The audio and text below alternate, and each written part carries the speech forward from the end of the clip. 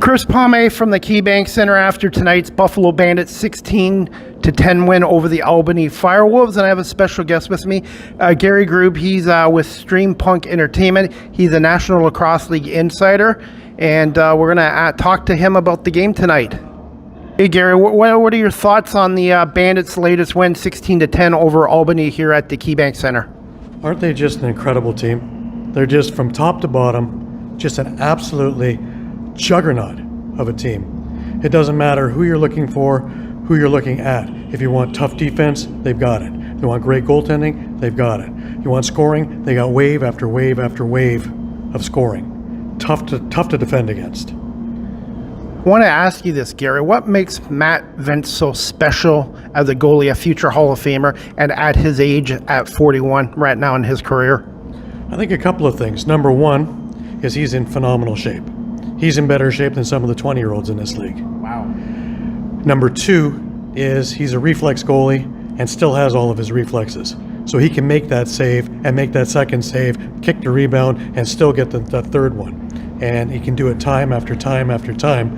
And again, because he's in such great shape, his cardio is great. So he can put up lots of saves in a game. I think he had one game where he had something like 64 shots, and he was still, under 10 goals against. So he's just a phenom, and once in a lifetime you get to see someone like him. This Buffalo Bandits team last year obviously won back-to-back titles, but they kind of struggled to get into the playoffs as the number 4 seed, and at one point they were 5 and 6. What makes this year's team even more dangerous than last year's team, and just thoughts on John Tavares as a head coach? Well, I think the first thing is that Buffalo had a lot of injuries last year. And this year, with the exception of Chris Kluche and maybe Zach Belter, they really haven't had the injury bug hit them. And hopefully they won't have that hit them at all this year, and we can see what they really can do. Secondly is I think that they're even more mean than they were last year. And they were a pretty mean team last year. But now they have that drive.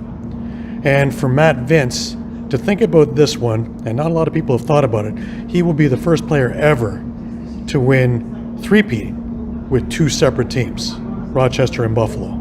That's mind-boggling.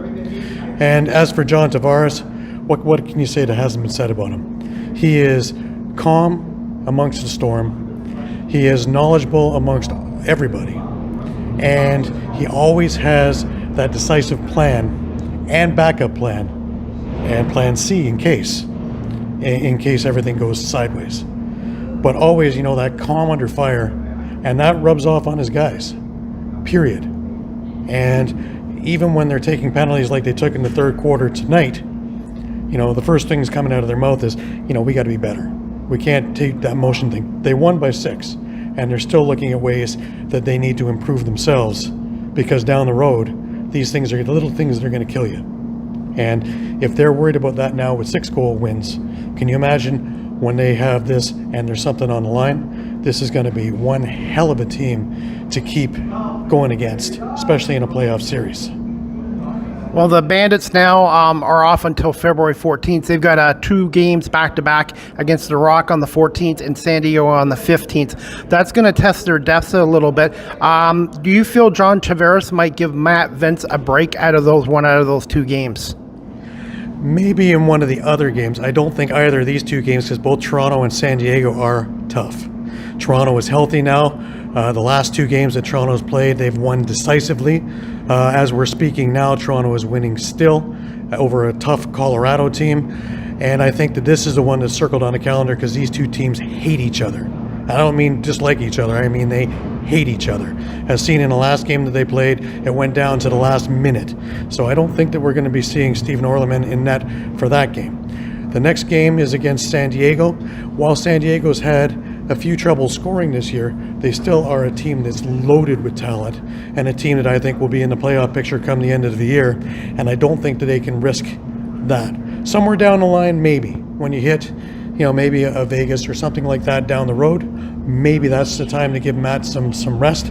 But for the first time, Matt didn't play any summer ball this year. Matt was rested when he came in, and it shows because he's in playoff form now.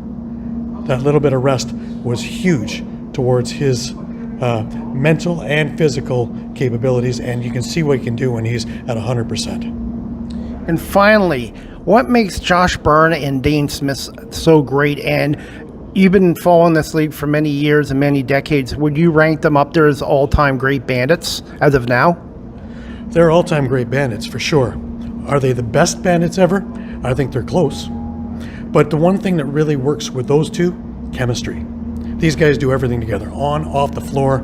They even got married at the same time. You know, they do everything. Their podcast is together. They are out together when it goes clubbing, when it's playing, when it's practicing. Everything they do is together. They're of the same thought process. We listened to it in a press conference from either of them, especially when Josh Byrne was talking about how great Dane Smith is of a passer, watching him in practice and watching him practice how to do that. And it made Josh start doing that. So the two of them are on the same page at all times with finding each other, finding their other teammates who are feeding them also, but also being able to anticipate and be able to lay the ball exactly where it needs to be so that there's no extra movement. And you see a lot of quick stick, you see a lot of in-position things, and a lot of things that are really tough to defend because they're on the same page. And finally, Gary, can you tell us about your next podcast show, and where can people find you on social media and Stream Punk Entertainment? Well, you can find us on Stream Punk Entertainment both Thursdays and Sundays. Thursdays is interview shows, Sundays with the writers, and it's the week that was in lacrosse. You can find us on all the major Facebook and Instagram, as well as Twitter, and of course streampunkentertainment.com. Well, Gary, I want to say thanks for giving us a little bit of time after this game tonight, and really looking forward to that Rock Bandits game. I think it's going to be like a playoff battle on February 14th, and I want to say thank you so much again for coming on tonight. It's my pleasure, Chris, as always, and really that's the litmus test for Buffalo. That weekend is the litmus test to see exactly if this is as tough a team as we all think they are, and I think that they're going to come out pretty strong in this. All right, well, thanks, Gary, and safe travels back to Toronto. Thanks very much, Chris.